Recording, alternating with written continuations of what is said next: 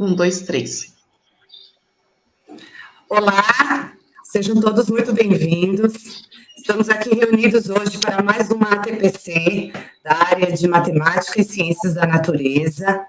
Novamente estamos fazendo um trabalho aí, reunindo as equipes e mostrando para vocês, né, algumas sugestões, né, de estratégias, de recursos que nós poderemos utilizar aí nas nossas aulas.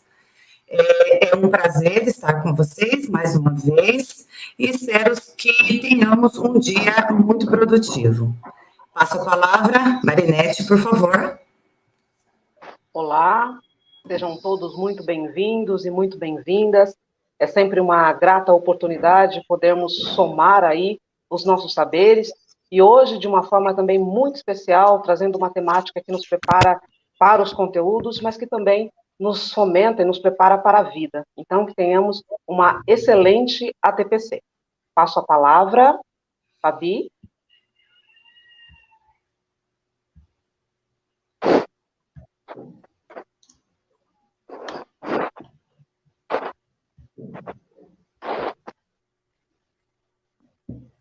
Olá, sejam todos bem-vindos a mais uma ATPC de Ciência da Natureza e Matemática.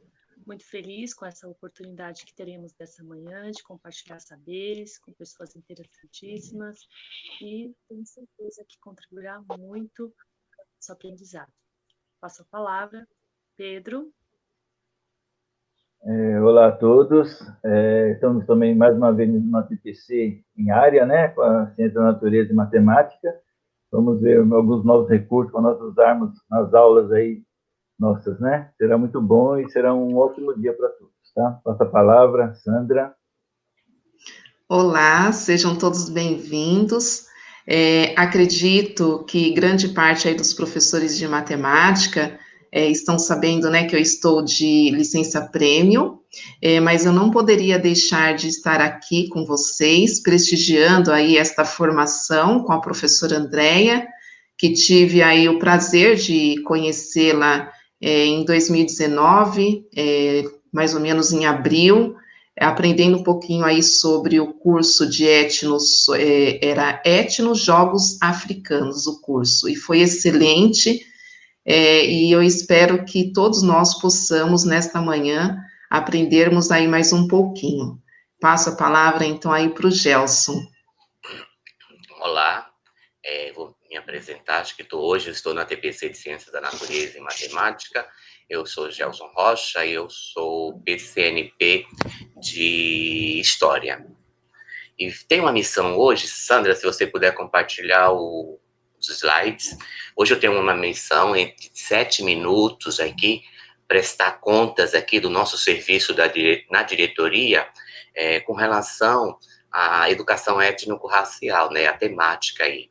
Então, começando aí, a SEDUC tem um centro, né, um centro de inclusão educacional, o SINC, e esse centro, ele é responsável por fazer a formação para as 91 diretorias, tanto da temática da ERE, como da temática da diversidade sexual e de gênero. Então, aí nós temos na secretaria um núcleo específico para essa formação, para garantir também a implementação das leis que nós vamos estar citando em seguida.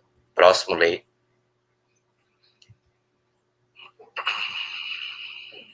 Sumiu, Sandra.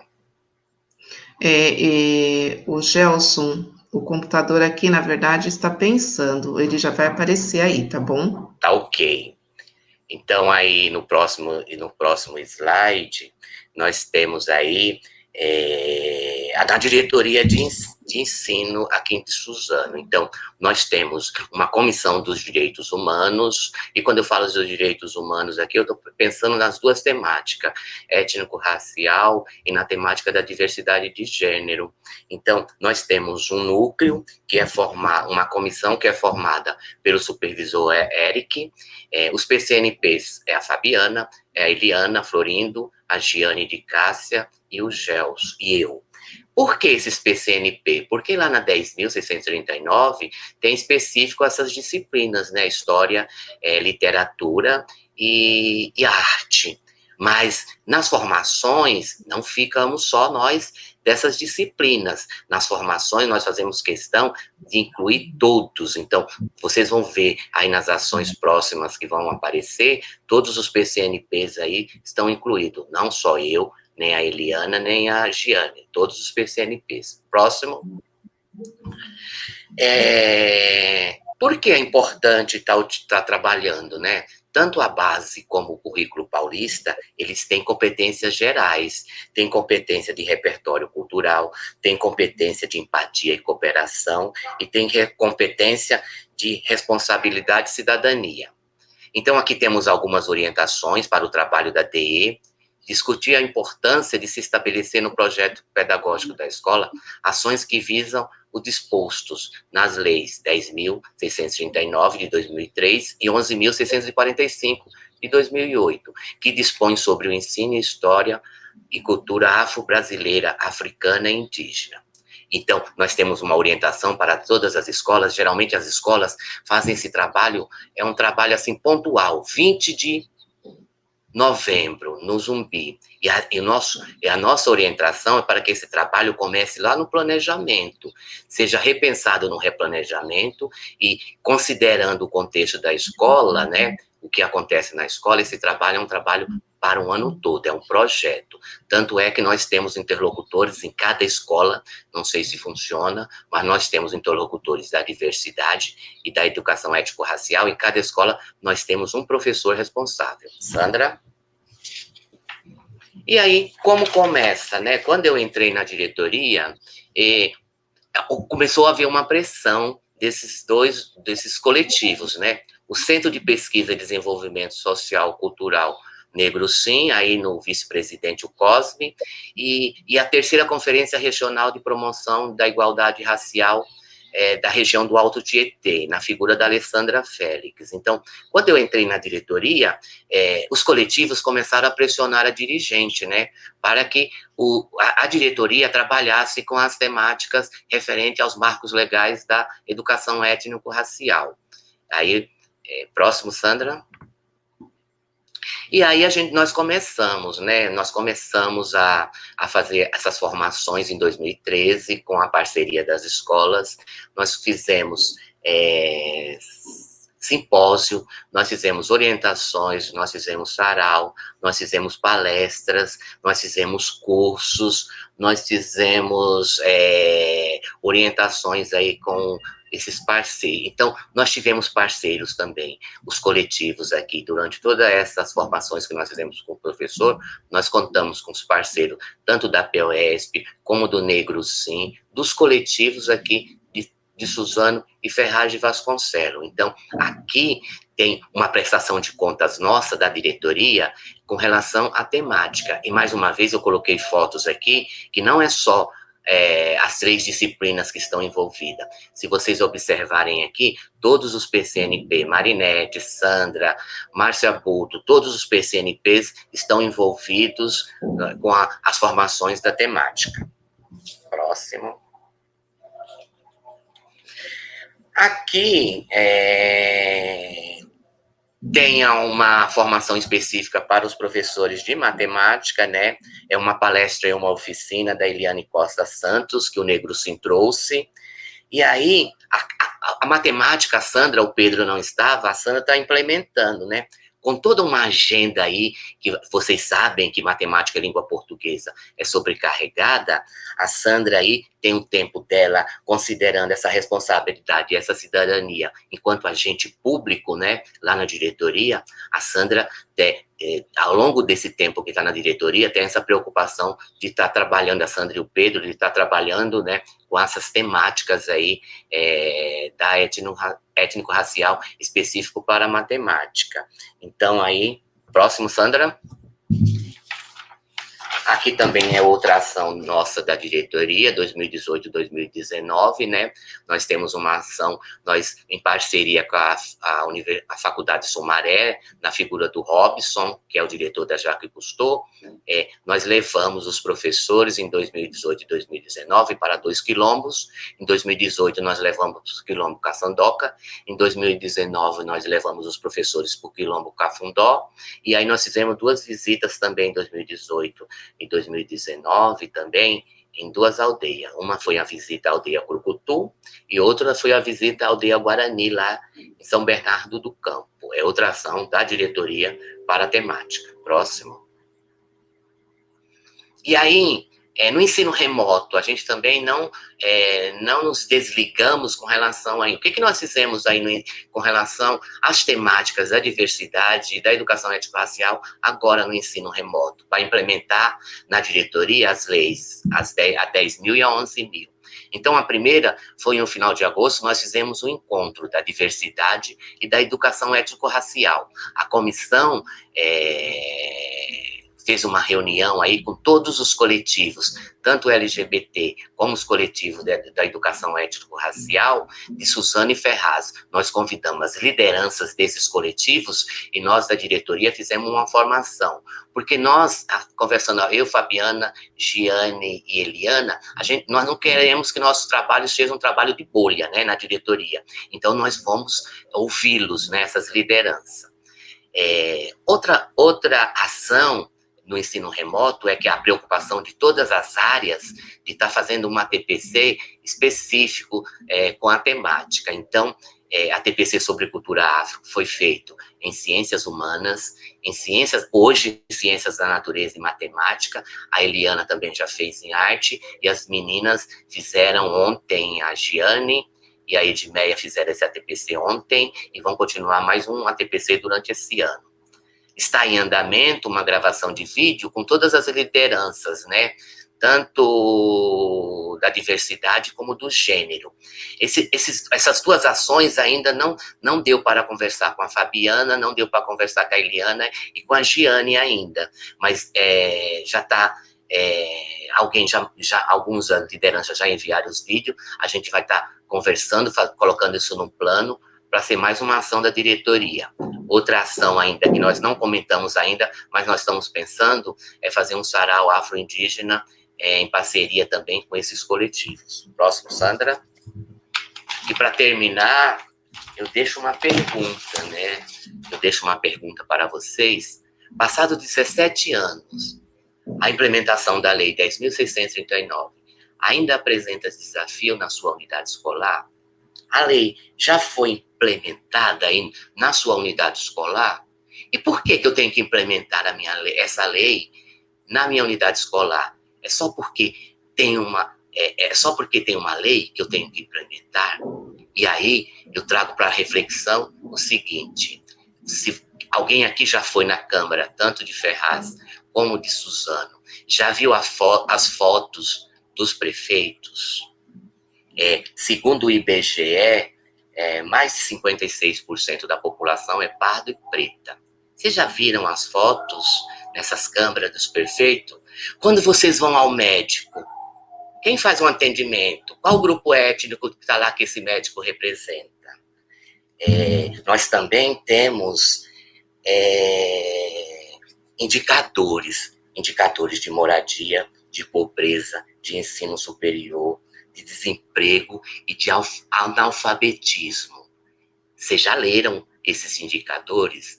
Esses indicadores, eles também se articulam com os planos de aulas que vocês fazem. E quando eu falo nesses indicadores, a gente tem que fazer essa leitura. Como que estão os brancos nesses indicadores e os pretos e pardos, né? No contexto atual, quem é o grupo étnico que foi mais afetado agora com essa questão da Covid? Então, isso é para uma reflexão nossa aí, das nossas unidades escolares, né? Muitas vezes, quando é feito esse trabalho, é feito pelo militante e é feito esse trabalho pelo simpatizante. E aqui, a exemplo da diretoria de ensino, Lá não só é nós três que somos responsáveis, somos todos que somos responsáveis pela formação com essa temática. E o exemplo também é que isso aconteça nas escolas.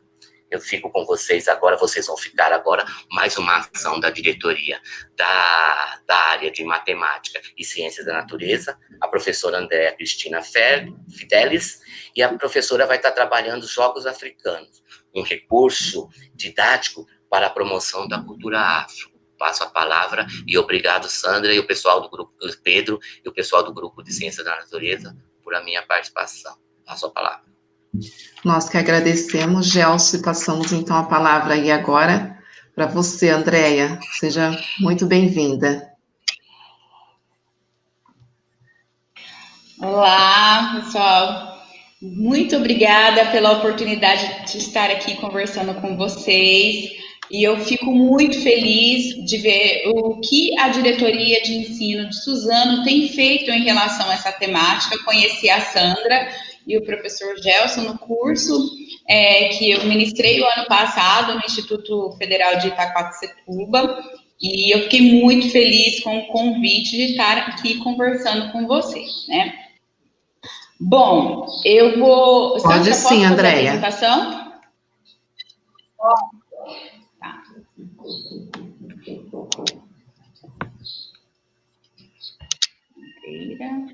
Compartilhar. Já está aqui, já vou compartilhar. Sim. Apareceu? Sim. Pode sim, Andréia. Posso começar? Então, vou falar um pouquinho para vocês, professores, da minha formação, tá? Eu fiz matemática na Unesp de Rio Preto, aí fui para a sala de aula e eu senti que faltou alguma coisa. Senti que faltava conhecer melhor os processos de ensino-aprendizagem. Não muito contente, fui fazer pedagogia. E fiz pedagogia também lá na Unesp de Rio Preto. Não muito contente, fui fazer o mestrado, o Profimate. Acredito que muitos de vocês, professores de matemática, conhecem esse programa excelente feito pelo INPA, juntamente com a CAPES, que proporciona para nós, professores, fazer uma pós-graduação em nível de mestre, né? Porque eu falo em relação a mim. O professor trabalha muito, na verdade, né? Eu trabalhava muito, não tinha tempo não conseguia me afastar para poder fazer um curso de pós-graduação, e o Profimate, ele casou muito bem com a minha necessidade. Eu tinha que continuar trabalhando, e eu também queria fazer um curso de mestrado. Então, o Profimate foi um caminho que se abriu para mim, para que eu pudesse fazer o mestrado, né? Então, eu sou formada pelo Profimate. Então, o que eu trabalho? Com jogos africanos. Então, eu trouxe para vocês um pouco do que eu faço em sala de aula, tá? Então, jogos africanos e recurso didático para a valorização da cultura afro. Depois que eu fiz pedagogia, eu fui trabalhar como PEB 1. E eu era professora da rede municipal aqui de São José do Rio Preto. Eu falo que eu sou professora de mamana caducando, né? Eu comecei como professora do berçário e depois eu fui para o ensino fundamental, onde eu trabalhei com o quarto e o quinto ano, que foi onde eu pude trabalhar mais essa temática com os meus alunos. E nessas minhas andanças de cursos, eu fiz o Pacto Nacional pela Alfabetização na Idade Certa. E lá eu aprendi com as professoras sobre a leitura de deleite. Então, sempre quando eu tinha uma formação, elas traziam uma leitura para a gente iniciar. Então, eu trouxe um trecho de uma música do cantor Emicida, a música chama Mufete. Eu acho que ela registra muito bem o que nós vamos conversar hoje, tá? Então, eu não vou cantar, porque eu não sou boa de canto, mas eu vou ler para você, tá? Gente, só é feliz quem realmente sabe que a África não é um país. Esquece o que o livro diz, ele mente. Ligue a pele preta ao riso como um pente. Então, por que eu trouxe esse trecho, né? Se você perguntar para as pessoas o que eles sabem sobre a África, ai, miséria, pobreza, só tem doença. A África é um país.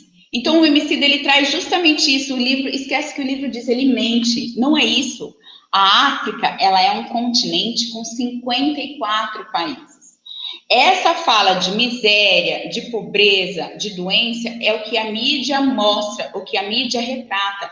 Existe uma outra visão sobre a África. E por que não proporcionarmos isso para os nossos alunos? A África não é só isso. A África, ela tem outros olhares.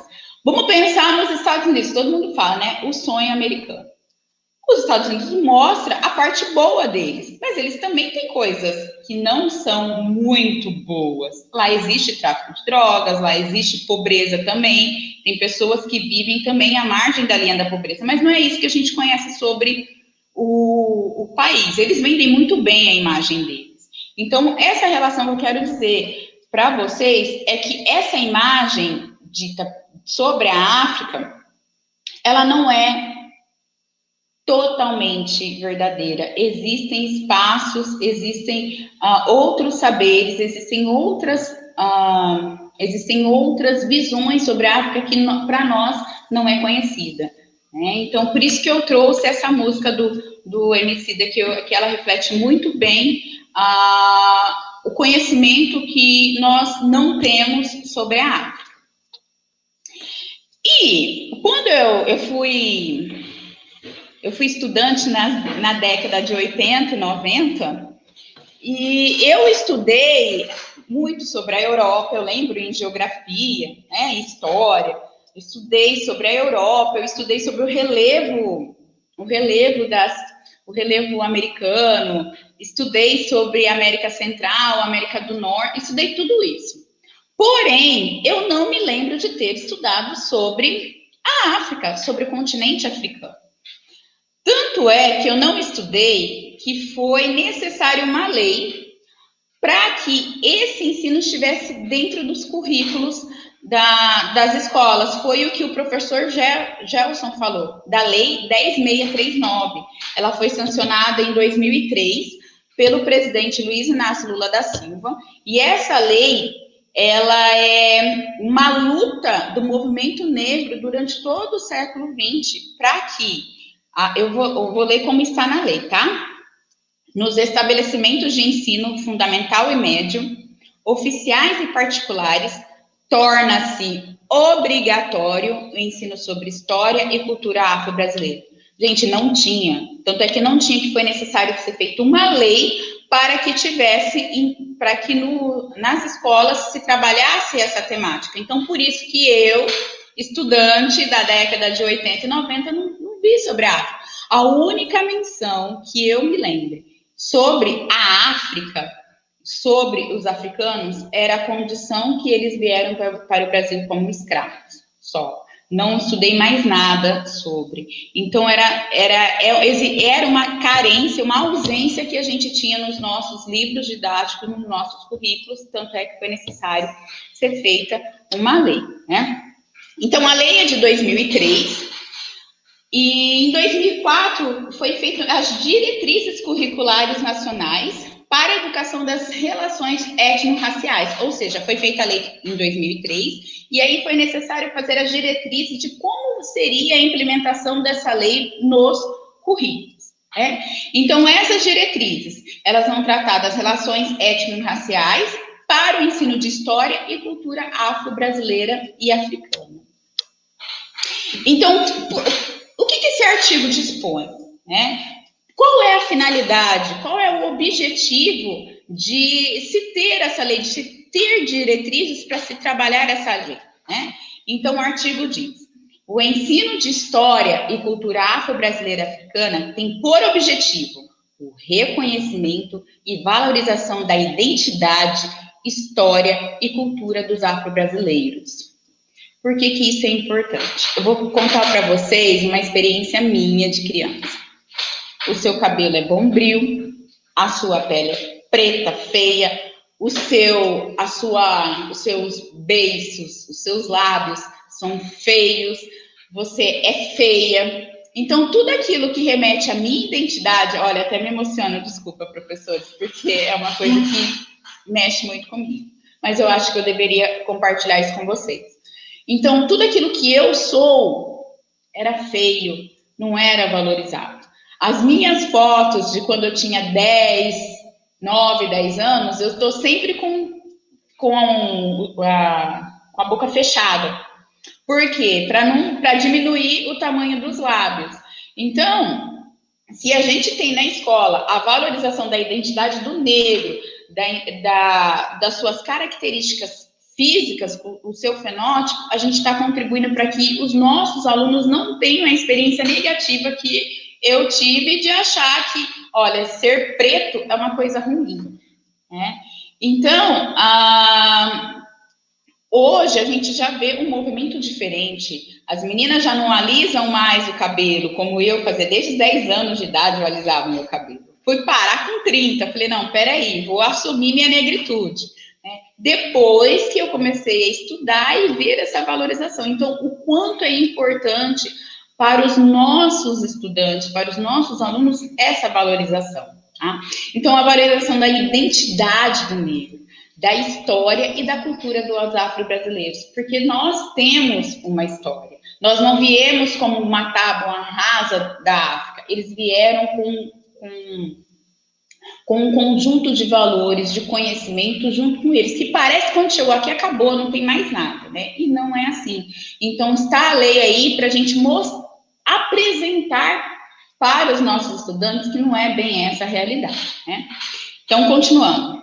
Bem como a garantia de reconhecimento e igualdade de valorização das raízes africanas da nação brasileira, ao lado das indígenas, europeias e asiáticas. Então, ou seja, não vamos menosprezar as outras culturas, mas sim colocar a cultura afro em patamar igual às demais, porque também é muito importante para que constituiu a nossa população brasileira. Né?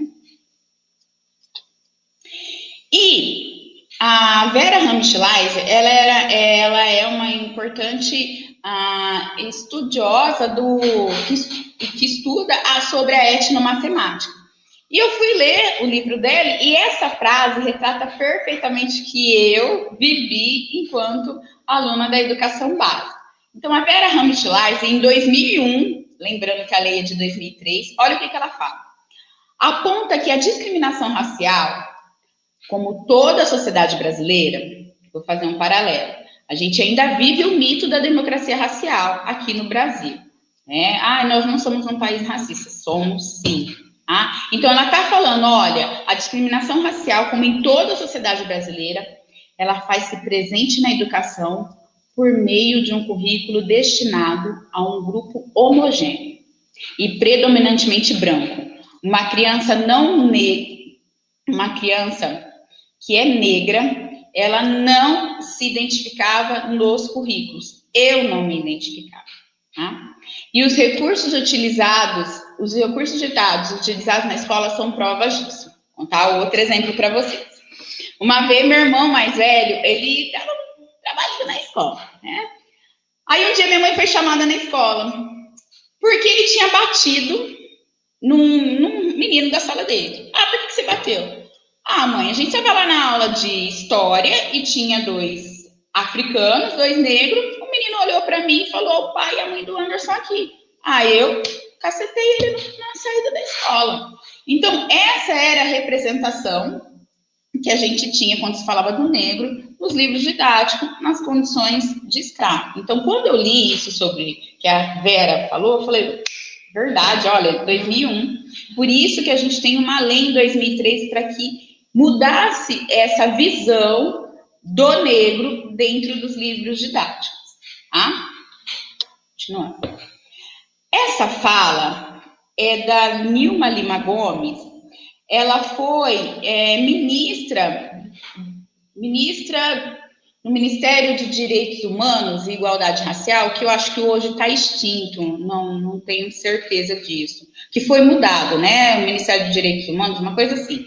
Ela foi ministra na época da presidente Dilma Rousseff, né? Ela foi ministra das Mulheres, da Igualdade Racial e dos Direitos Humanos. Olha só o que ela diz.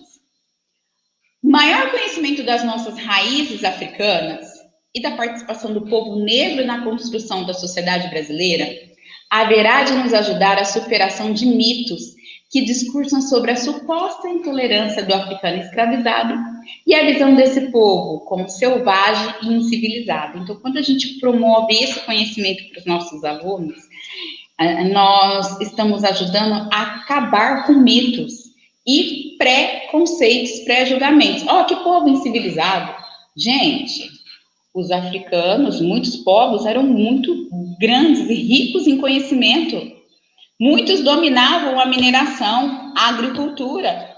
Os portugueses trouxeram os africanos para cá, não foi à toa, não. Professores de história, por favor, me corrijam, tá? Mas eles tinham conhecimento de mineração.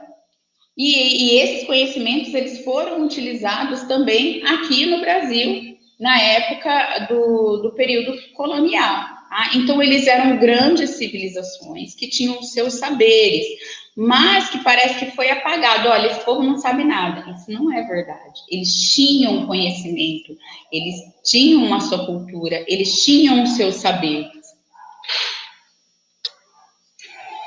Essa revisão histórica do nosso passado, continuando, tá? Essa revisão histórica do nosso passado e estudo da participação da população negra brasileira no presente poderá contribuir também na superação de preconceitos arraigados em nosso imaginário social e que tende a tratar a cultura negra africana como exótica e ou fadadas ao sofrimento e à miséria.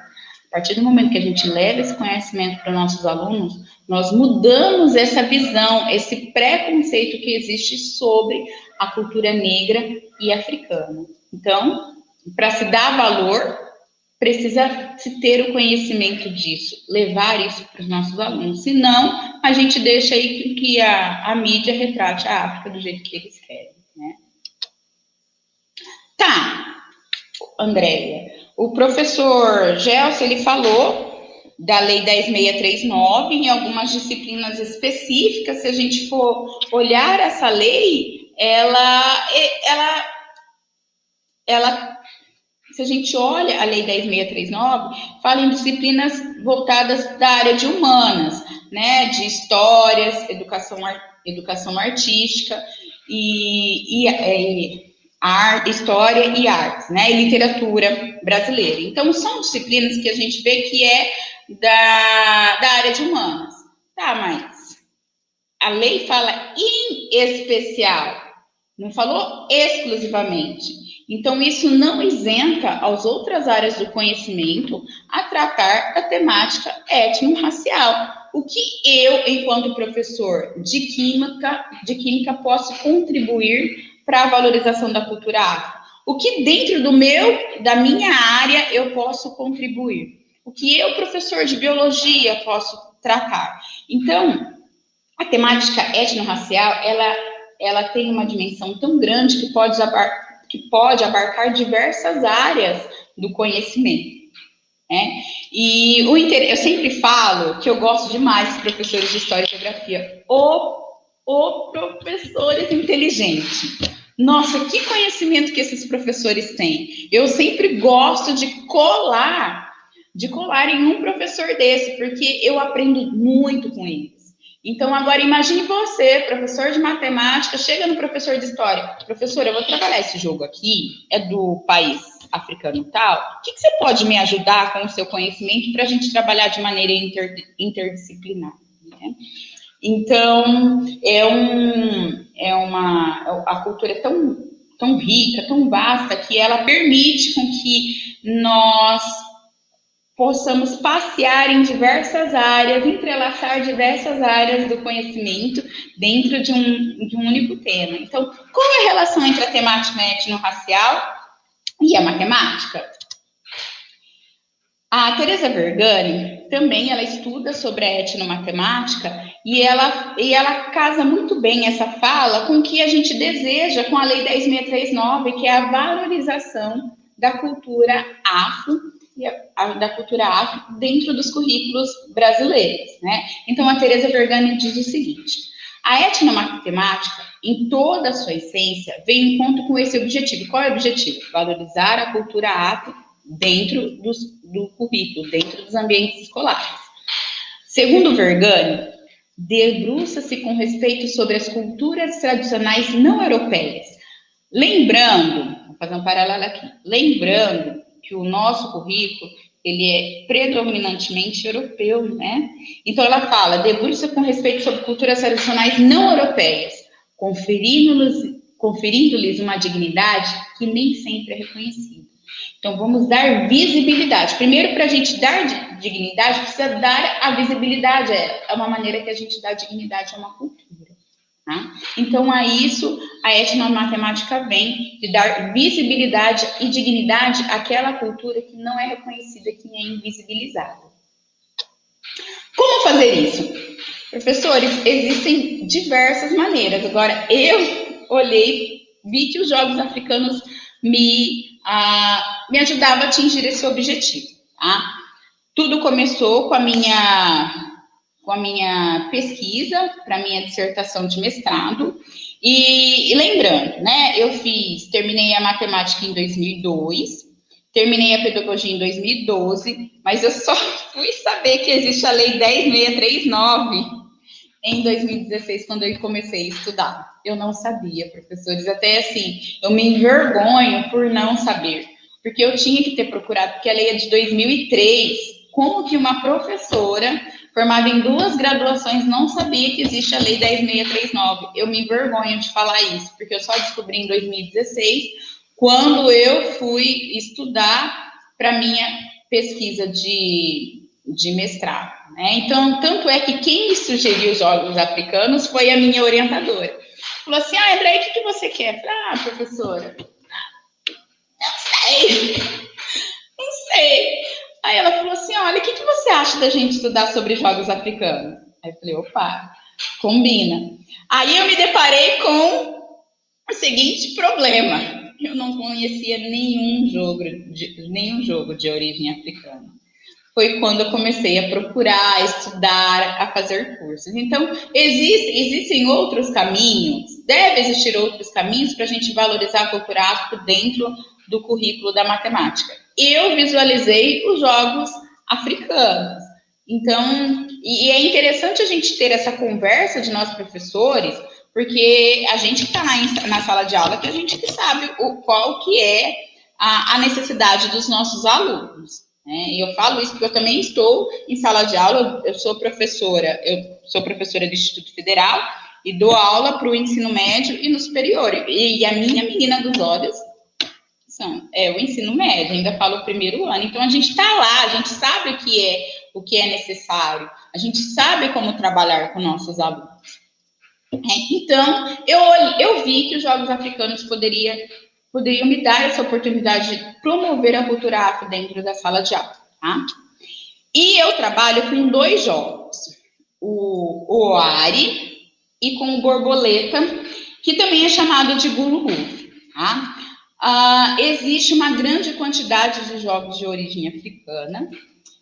Eu escolhi esses 2 para atender as minhas necessidades quanto ao currículo das 2 séries que eu costumo trabalhar dentro com esses 2 jogos, porque eu encaixo com aquilo dentro do currículo para eu trabalhar com as séries. No caso, era 4º e 5º ano do ensino fundamental e o 9º ano devido à minha pesquisa do mestrado. Tá? Então, qual que era o objetivo, né? O objetivo da escolha dos jogos trabalhados em sala de aula pauta-se, como eu falei, no reconhecimento e valorização da identidade, da história e da cultura. E nos saberes matemáticos incutidos nesses jogos. Por que eu escolhi jogos de raciocínio? Tá? para mostrar para os alunos que no continente africano eles também produzem conhecimento, eles também produzem saberes matemáticos. Até quando eu estava na pesquisa com os jogos com os alunos, teve um aluno que falou assim para mim: nossa, professora, a gente tem que pensar bastante, né? Porque se a gente faz uma jogada errada, a gente pode perder todo o jogo. Nossa, é difícil, professora. Ainda ele pegou e falou assim: nossa, se eu acho difícil jogar, no sentido que precisa pensar muito, tá? Se eu acho difícil jogar, imagina o povo que inventou esse jogo. Olha que povo inteligente, professora. Exatamente, era isso. Eu queria que meus alunos, por meio dos jogos, vissem como que os africanos também possuem conhecimento. Também é um povo inteligente, não aquilo que a gente viu e vê por aí, né? Que se fala sobre.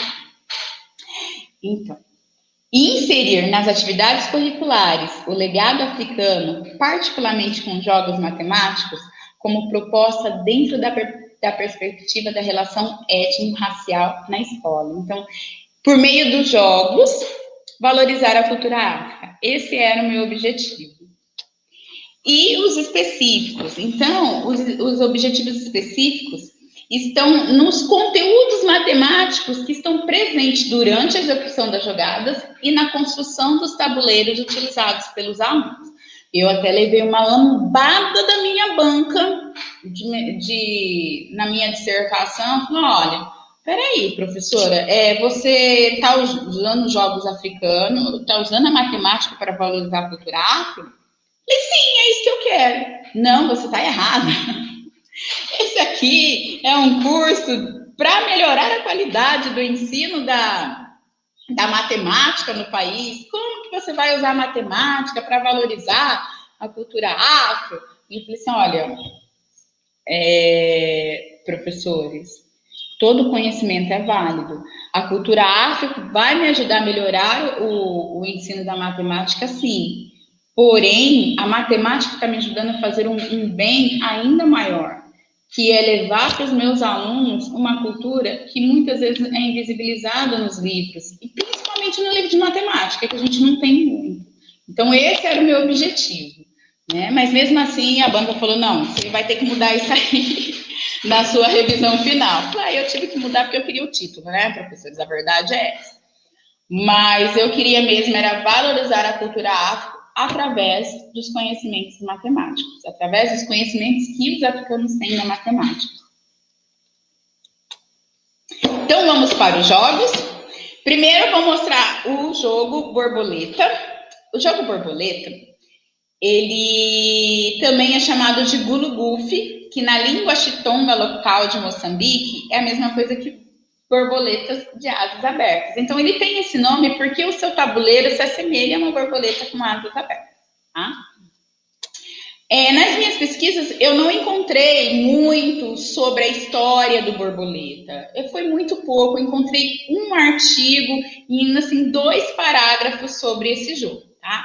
Mas o que eu encontrei sobre ele? Que ele é de Moçambique, mas ele é jogado em algumas regiões da Índia, tá? E lá ele tem o nome de Lau Katikaka, lá na Índia. Então, ele é jogado pelas crianças de Moçambique. O que é interessante, tá? Vamos pensar, nós como professores de matemática, e como que eu vou trabalhar isso? Pega o teu amigo lá, como eu já falei, de história e geografia, seu professor. Professor, olha, eu tenho esse jogo de Moçambique, como que a gente pode trabalhar, né? Se o seu colega não quiser, olha, isso aí não cabe no meu conteúdo, não, no meu currículo, não dá, não. Então, o que você, professor de matemática, pode fazer? Você pode pedir para que os alunos pesquisem sobre Moçambique, então, direcione essa pesquisa. Olha, quando aconteceu a emancipação, qual é a língua falada, qual é a história, a economia, os pontos turísticos, a educação. Então, assim, se a gente não tem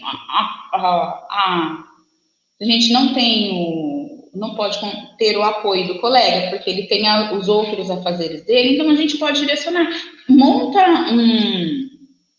como que eu posso dizer, uma apresentação. Os alunos em grupo, eles vão apresentar sobre o país de Moçambique. Então, é muito bacana, eles gostam muito, porque é algo que eles não tinham feito antes. Professora, nossa, eu não sabia sobre isso. É tão legal quando o aluno fala assim, professora, eu descobri uma coisa nova, que bacana. Então, André, eu sou professora de matemática, mas nós temos a função, antes de ser professores, nós somos educadores. Então, todo tipo de conhecimento que vai agregar aos nossos alunos, nós podemos e devemos disponibilizar a eles, né? Então, do país, o jogo Borboleta, ele é do país de Moçambique. E aí é interessante também trabalhar com o gráfico, mostrar aonde fica Moçambique, para que os alunos eles tenham uma familiaridade com o continente africano. Então, Moçambique ele fica aqui na parte sudoeste do continente africano, né? E aí é interessante que Moçambique também... Por que eu escolhi o Borboleta e o país de Moçambique? Porque eles contribuíram muito com a vinda dos africanos para cá, com a proibição do tráfico negreiro. Então, eles tiveram que dar um jeitinho, os colonizadores tiveram que dar um jeitinho para poder continuar trazendo os africanos para o Brasil. Então, como eles não podiam pegar mais, né, da linha do Equador, eles começaram a pegar do sudoeste, da parte baixa aqui da África. Então, Moçambique veio o povo de Moçambique veio para o Brasil e eles contribuíram muito com a genética, né, da população. Não tanto com a cultura, porque quando eles chegaram aqui já tinham outros povos africanos já instalados, já bem estruturados aqui no Brasil. Então, eles contribuíram bastante com a genética do povo brasileiro. Tá? E como eu trabalhei a confecção do tabuleiro do jogo Borboleta, é muito rica essa construção, professores. Eu vou contar para vocês como foi a minha experiência, tá? Essa aí é uma foto dos alunos do nono ano. Eu fiz a minha pesquisa, tô olhando aqui o tempo, tá? Eu fiz a minha pesquisa com o nono ano de uma escola estadual, da Escola Estadual Valdomiro Rafá, aqui de São José do Rio Preto. O professor falou assim para mim, Andréia, eu te dou 6 aulas para você fazer tudo que você precisa, é o que eu posso. Professor, tá bom, eu vou me virar nos 30, né? Então, nessas 6 aulas, eu apresentei Moçambique para os alunos, a gente construiu o tabuleiro, eu ensinei eles a jogar o borboleta, e ainda a gente trabalhou sobre o Teorema de Pitágoras também, com borboleta, tá? Como essa turma eu não conhecia, não eram meus alunos, eu resolvi levar as folhas de papel cartão já com margem. Então, o que eu fiz? Eu peguei uma folha de papel cartão e dividi em 4 partes. Por que o papel cartão? Porque ele é mais durinho e a minha intenção era deixar o tabuleiro com eles, né? Aí eu já levei com margem, porque eu não conhecia a turma, não sabia, assim, se eles tinham uma familiaridade com esse procedimento de construção, tá? Com o meu 4º e 5º ano, lá na escola municipal, eu primeiro ensinei os alunos a fazerem margem, principalmente nas aulas de artes, né? Olha, a gente vai fazer um trabalho de arte, vamos fazer margem, né? Então, eu ensinei ensinei todos os procedimentos de se trabalhar com a régua.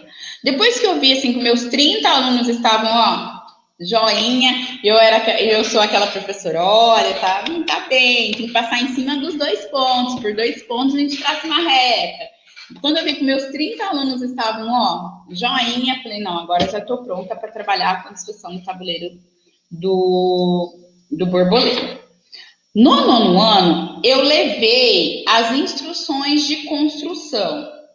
Primeiro você traça diagonais, eu fui dando as instruções. Com o meu 4º e 5º ano, como eu tinha mais tempo, porque a turma era minha, eu não dei escrito. Vocês podem ver que aqui, o aluno, ele está com...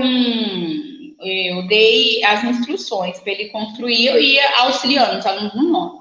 Com meus alunos do quarto, quinto ano, não. Eu fui construindo com eles e vendo as propriedades das figuras geométricas que estavam presentes ali no tabuleiro, tá? Eu vou dar um exemplo. Olha, eu quero que vocês façam para mim aí uma margem de 4 centímetros. Aí eles faziam a margem. Aí que eu deixava na lousa um tabuleiro pronto para os alunos. Deixava lá na lousa, aí eu falava, e agora, o que a gente faz? Ô, professora, a gente precisa fazer isso, assim e assim, né? Aluno tem muito disso, né? Professora, a gente tem que fazer assim, essa cruz aí no meio. Ah, peraí. Essa cruz, que você chama de cruz, tem um nome, né? É uma diagonal. O que é uma diagonal? Vamos lá ver, qual que é a definição de diagonal? Então, eu ia trabalhando essas propriedades com os alunos. Olha, depois que vocês fizeram a margem, qual figura geométrica que nós temos? Ah, professor, um retângulo. Por que é um retângulo? Aí a gente trabalhava com eles, qual é a definição de retângulo, por que aquela figura geométrica era um retângulo. Aí depois que nós fizemos as diagonais, aí eu falava, o que a gente faz agora? Ah, professor, a gente precisa das linhas assim, né? Ah, mas essas linhas assim tem um nome, essas linhas nós chamamos de retas paralelas. Retas paralelas, aí eu trabalhava a definição com eles, por que aquilo era uma reta paralela. Se não é uma reta paralela, é uma reta que cruza, tem um outro nome, que nome que a gente dá. Então, eu ia trabalhando com os meus alunos isso, né? E eu deixava com que eles pensassem como fazer essa construção. Depois que a gente fez a diagonal, o que a gente precisa fazer para traçar essas paralelas? Vocês veem aí que estão a distância de uma outra são todas iguais. Como que a gente faz? Aí eu deixava eles pensarem. Professora, deu 24 aqui, deu 24 de comprimento. Se eu preciso dividir em 6 partes iguais, então eu vou contar de 4 em 4, né? Muito bem. Alguém tem outra sugestão? A gente, assim, eu ia perguntando para eles. Com o 9º ano aqui dessa escola, eu percebi que eles tinham uma dificuldade. Eles perguntaram assim para mim, professora, eu começo a medir a partir do 0 ou a partir do 1? Aí eu sempre gosto de fazer perguntas. Se medir a partir do 0, quanto vai dar? E a partir do 1? Então eu deixava com que eles chegassem à conclusão que a gente faz a medição a partir do 0. Nessa turma de 9º ano, também, para medir de 4 em 4, eles deslocavam a reta. Eles deslocavam a reta de lugar para começar do 0 de novo. Aí teve, não todos, tá? Aí teve um aluno que eu falei assim, mas você não tem outro jeito, né? Sem você precisar ir deslocando a reta, deixar a reta paradinha, quieta? Aí ele pensou, olhou. Ai, professora, tabuado 4, eu posso ir de 4 em 4, não preciso tirar a régua do lugar. Muito bem, né? Então, assim, são alguns saberes que a gente vai trabalhando com o aluno, com a construção, com a confecção do tabuleiro. Aí vocês veem os alunos com o transferidor, porque eu pedi para que eles medissem os ângulos que tem dentro dos triângulos e dos polígonos que a gente tem aí no tabuleiro. Foi bem bacana. Aí teve aluno que falou assim, professora, eu nem sabia como usava esse transferidor, nem sabia para que era. Então, foi uma oportunidade deles, porque sempre vem, né, no material do Estado, vem o transferidor. E aí foi uma oportunidade de trabalhar, mostrar para eles como é que a gente usa esse instrumento de medir, tá? Então, esse é o tabuleiro. Deixa eu olhar o tempo aqui.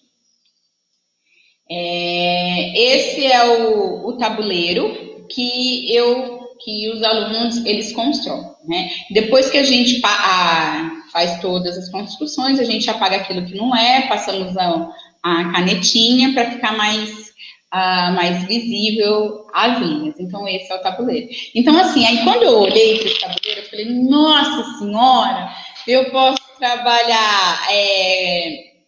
Bom, eu vou falar aqui os conteúdos que é possível trabalhar. Mas você, professor de matemática, pode enxergar, né, ver outras possibilidades de conteúdos que a gente pode também trabalhar com os alunos. Eu enxerguei alguns, né? Eu gostaria de ter visto mais.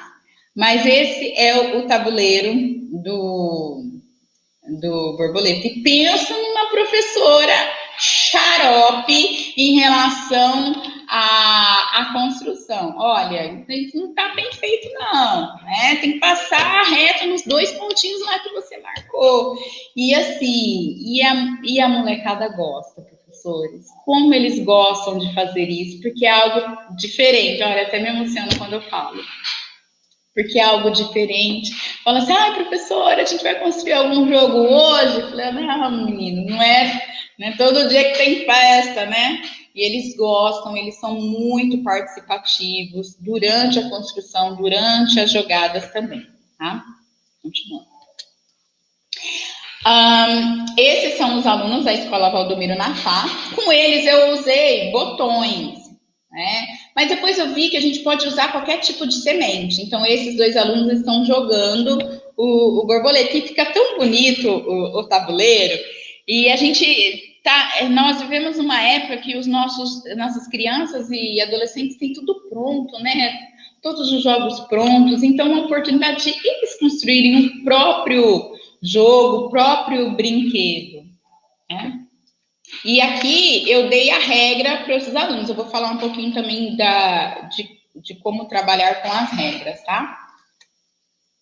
Esses são meus alunos do 5º ano. Eu jogava dentro da sala, tirava eles da sala para jogar em um ambiente diferente também. E eles, nossa, gente, eles gostam muito, bem bacana, tá? O que trabalhar com os alunos com o jogo borboleta? Olha, o que eu vi que é possível. Paralelismo e perpendicularismo entre as retas. Ângulos complementares, suplementares e reto. Lembra que eu falei do transferidor? Pedi para eles irem medindo, né? Quais são os ângulos que são complementares, suplementares e reto, tá? Os ângulos alternos internos e colaterais externos, a gente também pode trabalhar. O teorema de Tales, o teorema de Pitágoras, porque a gente vê ali que tem, no caso do teorema de Pitágoras, vários triângulos retângulos. Então, classificação de triângulos, quanto aos lados e quanto aos ângulos. Perímetro e áreas de figuras geométricas planas, congruência e semelhança de triângulos. Então, foi isso que eu visualizei. Tá? Como meu 4º e 5º ano, é lógico que ângulos alternos internos, teorema de Tales, teorema de Pitágoras, não falávamos com eles, tá? Mas perímetro e área de figuras geométricas, sim. Paralelismo e perpendicularismo entre retas, eu ensinei a eles a medir os ângulos. Então, assim, eu pensei nesses conteúdos para o Fundamental 2, tá?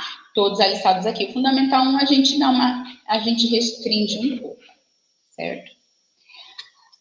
Então, eu não pensei em não ensinar-nos a jogar agora, porque achei que não seria tão produtivo, porque é importante que vocês tenham o jogo em mãos para ir jogando.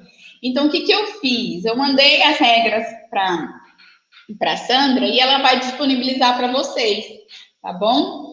Aí tem informações sobre o jogo, tem, assim, de como jogar sobre a borboleta tem na internet, do OARI também, tá? Então, assim, se fosse um curso presencial, a gente poderia fazer o tabuleiro, jogar, é muito bacana, mas as circunstâncias não permitiram isso, tá?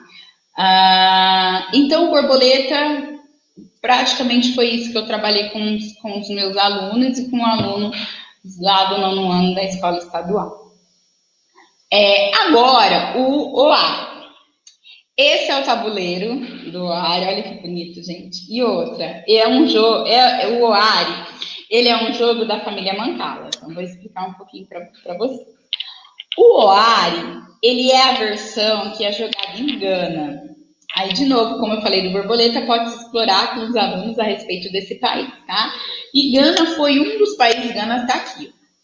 Ele está bem aqui, próximo, ele é banhado, né, pelo Oceano Atlântico. Então, a localização dele facilitou para que muito o povo de Gana viesse para o Brasil na época do período colonial, devido à sua localização, tá?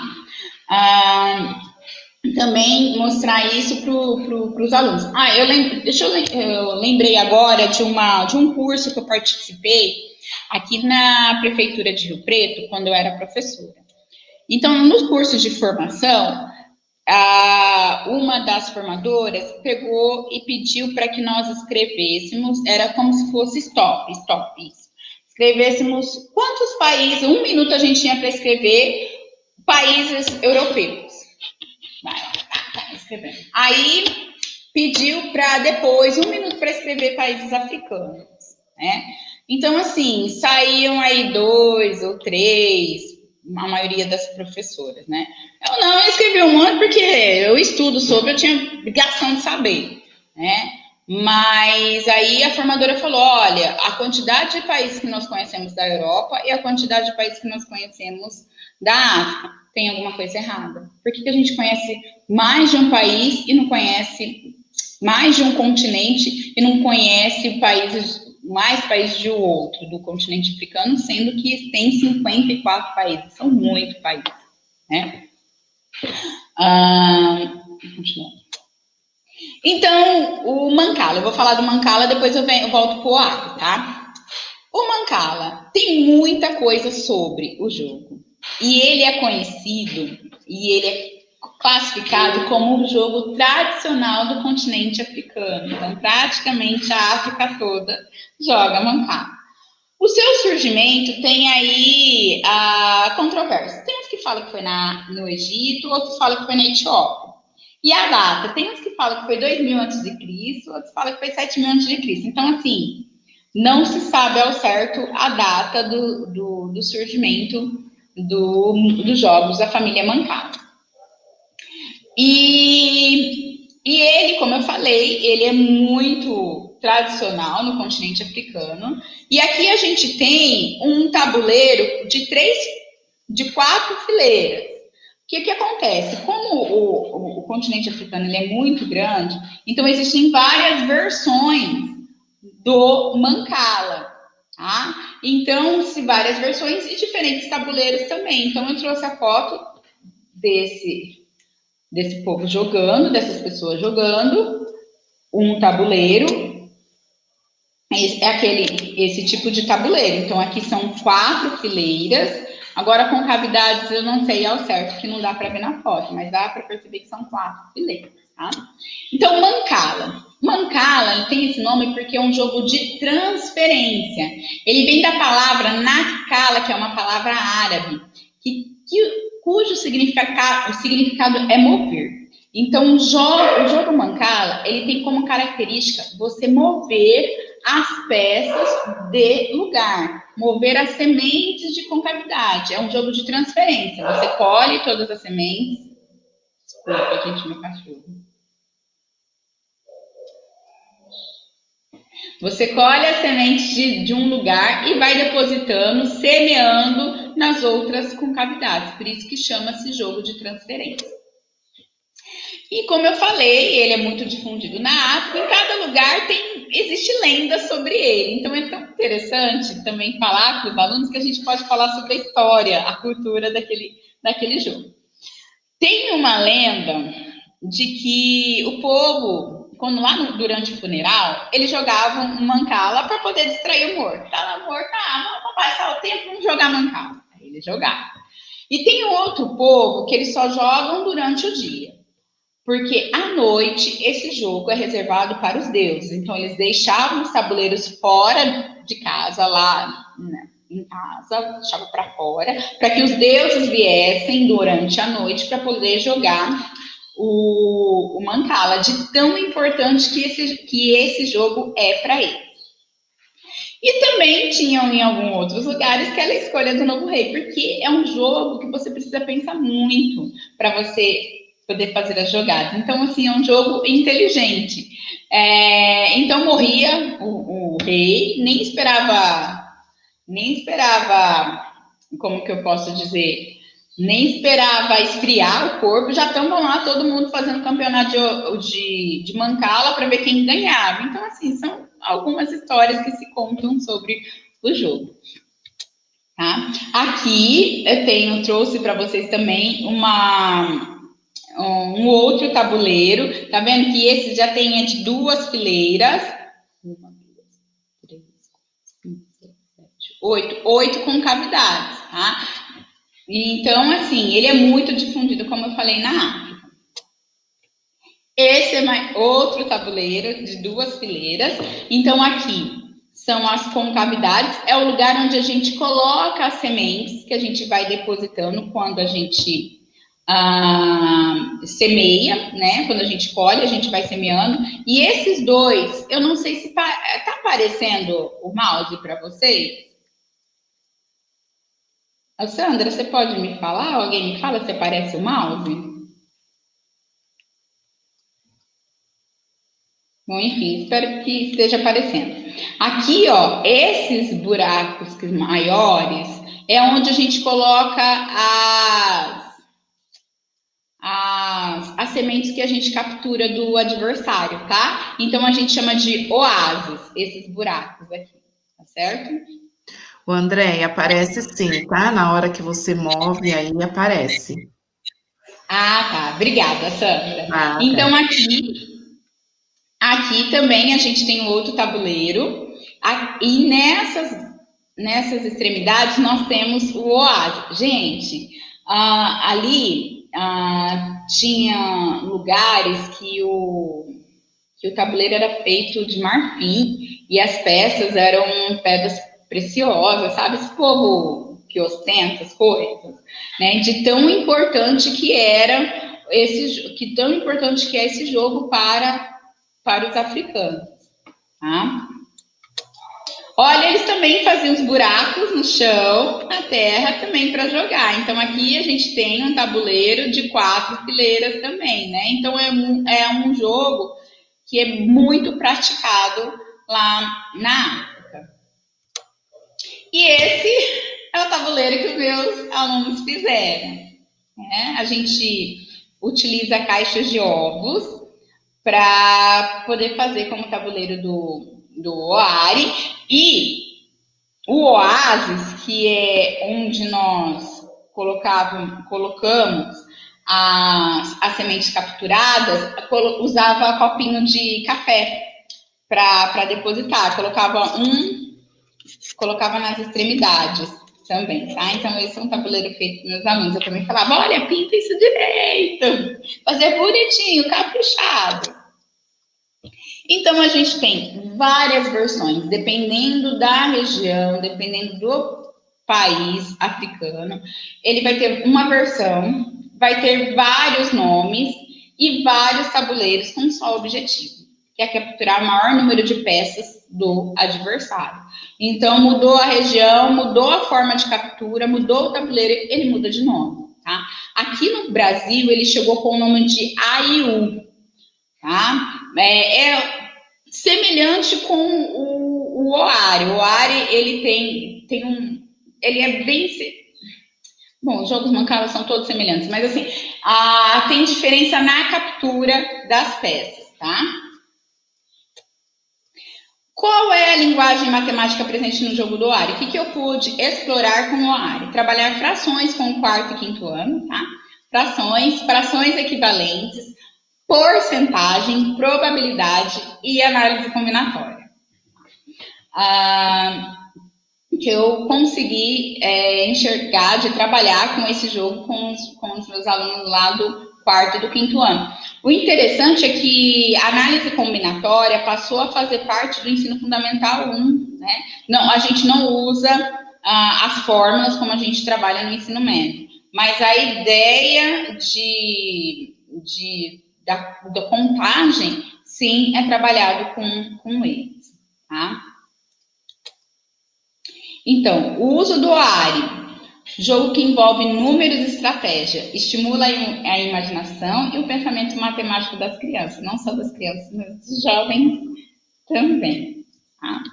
E esses são os tabuleiros feitos pelos meus alunos.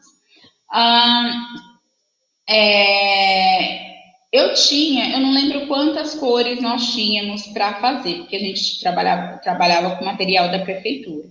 Mas eu comecei, olha, o nosso tabuleiro, nós precisamos pintar de 2 cores diferentes para poder diferenciar os lados de cada jogador. Se eu tiver 3 cores, quantos tabuleiros a gente consegue formar? Se eu tiver 4 cores, quantos?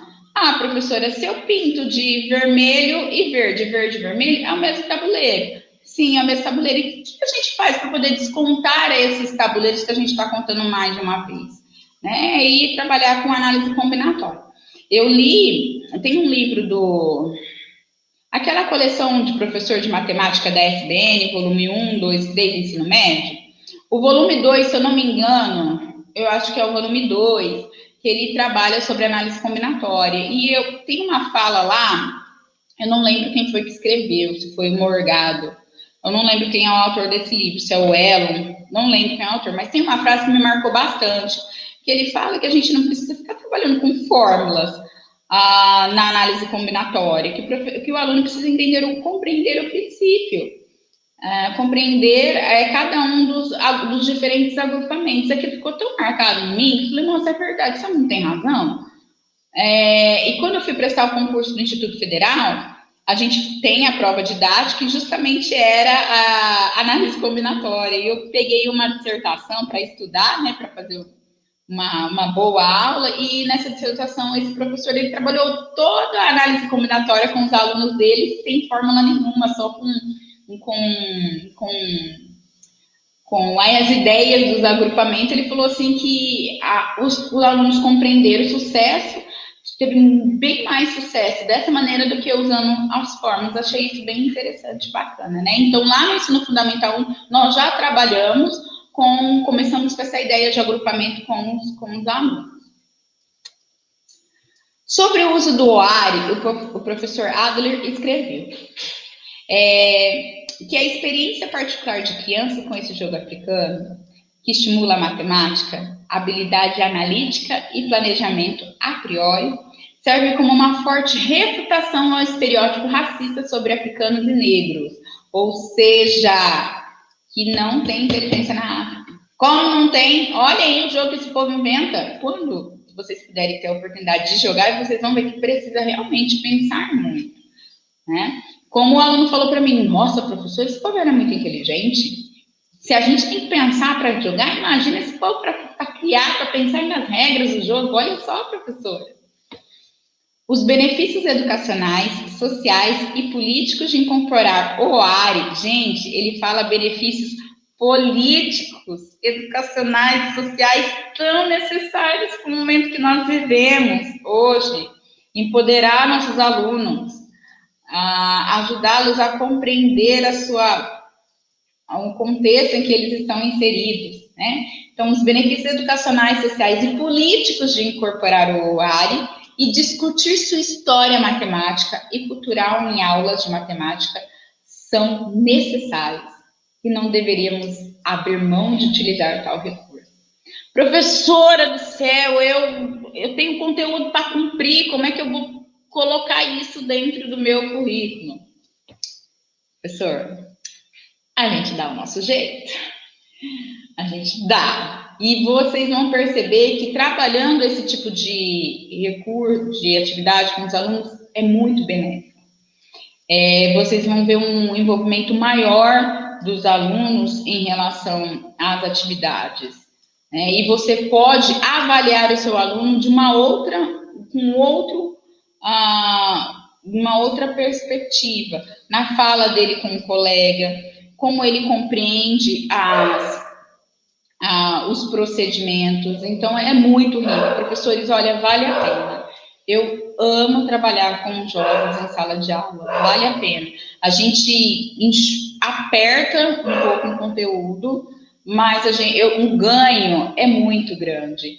eles ficam tão comprometidos com a disciplina que vale muito a pena, né? Então, agora eu trago para vocês... Nossa, 9h35, vou falar mais 5 minutos. Acho que não vai ter tempo. Trago para vocês como que eu trabalhei porcentagem com o OARE, né? Eu coloquei uma jogada em andamento. Depois que eles já jogaram várias vezes, entenderam as regras e tudo mais. Então, eu pedi para que os alunos eles analisassem a jogada e falassem aonde que eles tinham sucesso na jogada. Ou seja, o que é sucesso? Você poder capturar as peças do adversário. Tá? Aí teve um aluno meu lá do quarto ano que falou assim: ô professora, esse teu tabuleiro aqui tá errado. Não tá errado, menino? Como assim tá errado? Tá errado, professor. Então me mostra onde tá o erro. Aqui, professor, ó, só tem uma peça. Mas por que tá errado? Foi o Gabriel, eu lembro disso até hoje, faz uns 3 anos já.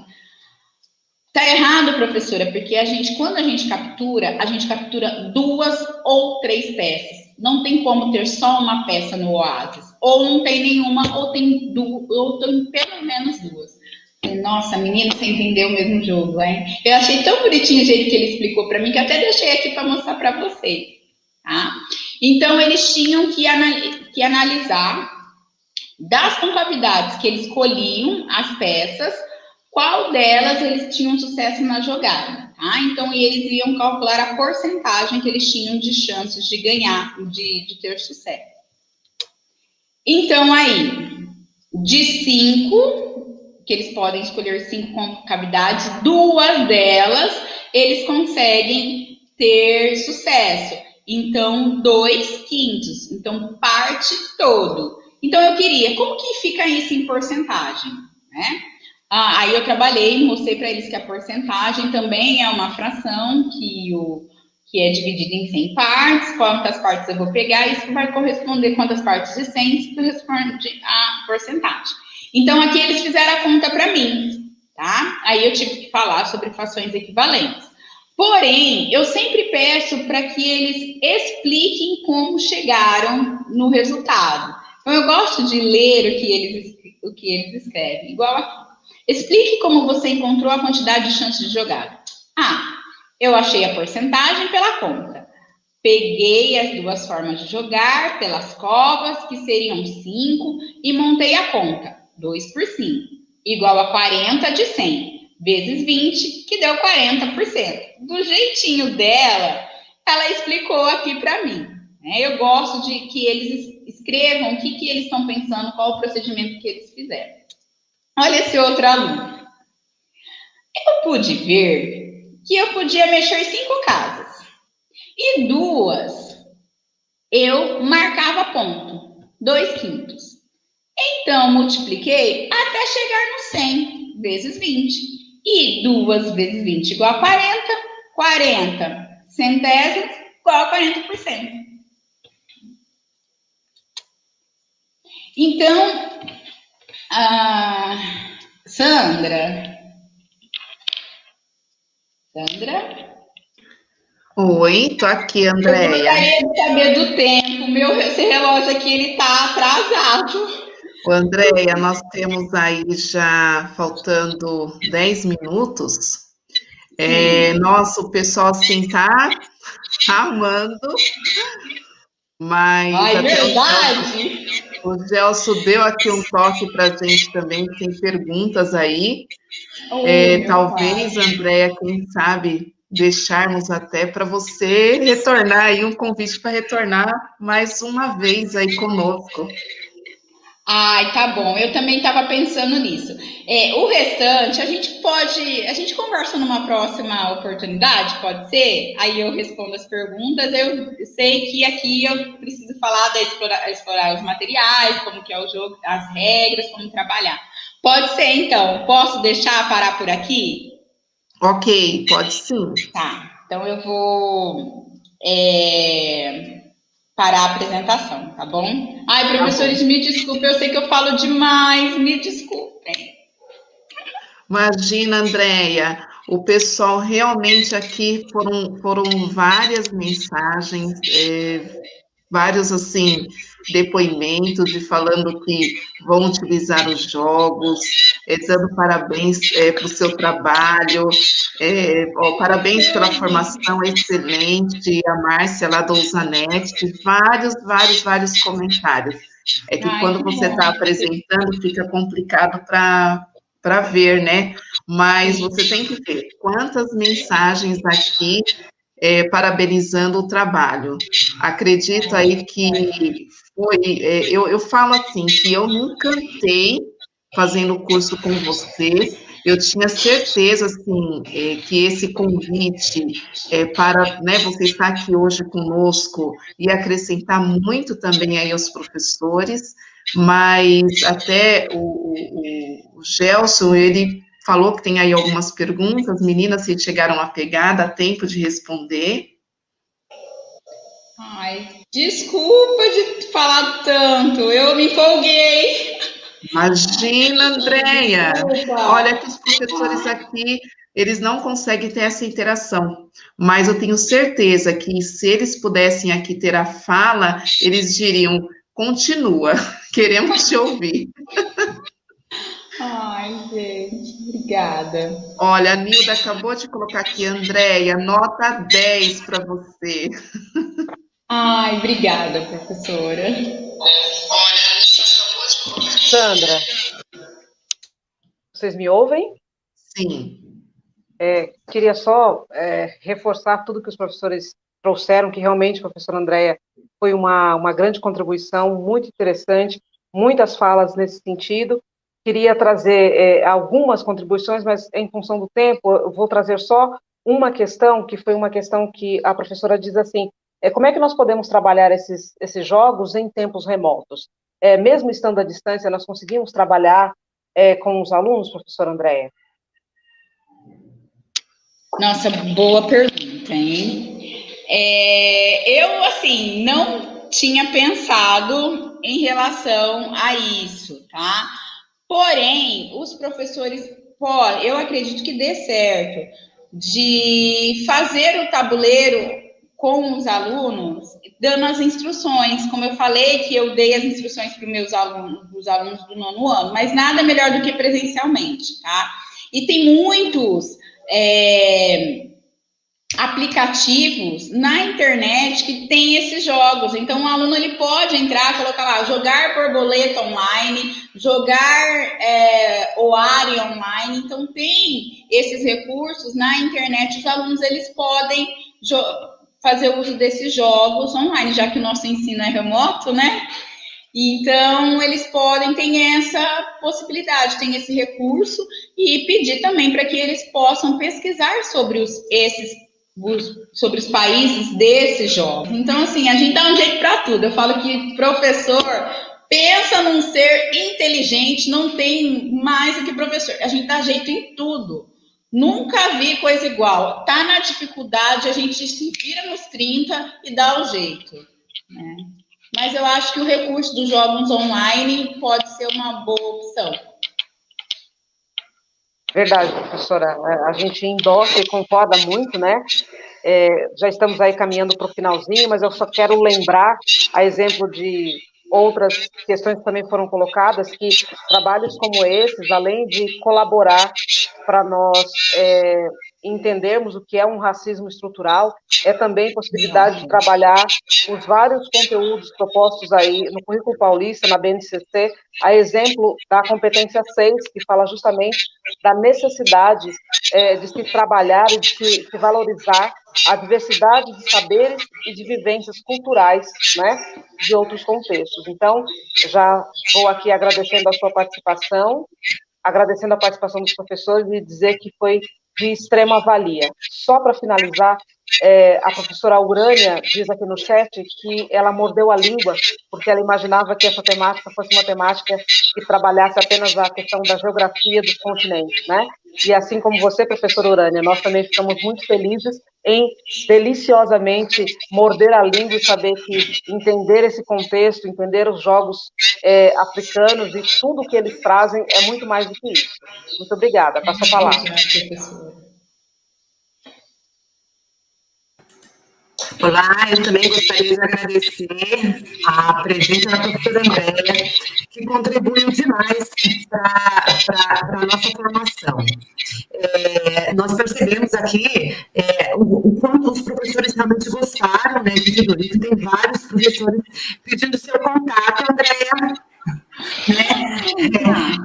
Porque nós sabemos que está lá no final dos materiais, e assim que possível, que for terminar a apresentação, será disponibilizado o contato para que possam tirar dúvidas, e acreditamos que realmente seja essa a função da formação, nós nos inquietarmos, nós ficarmos com aquele gostinho de quero mais, para que possamos também buscar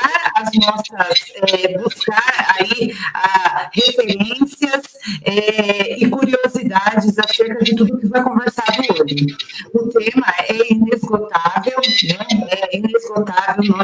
Se nós ficássemos aqui o dia todo, teríamos coisas para falar o dia todo, mas a questão da formação continuada de cada um também é responsabilidade nossa.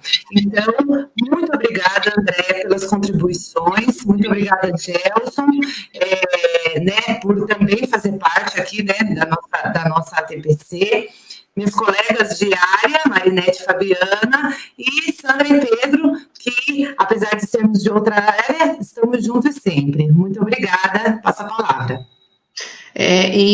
Andréia, é interessante aqui nós falarmos também para os professores, que quando nós trabalhamos com jogos, lembrando aí que a gente está desenvolvendo, os conteúdos procedimentais, os conteúdos atitudinais, que é importantíssimo, que vai muito além aí dos conteúdos. Acredito aí que esse tema também, ele traz aí os 4 pilares, que está desde 1999, a LDB, que fala também da formação para a vida e não apenas para os vestibulares. Então, eu acredito aí que esse tema e desenvolver esses jogos contribui muito para o desenvolvimento do aluno, da aprendizagem. Então, eu acredito que realmente, como os professores estão colocando aqui, e eu assino embaixo, queremos bis. Eu volto com o maior prazer.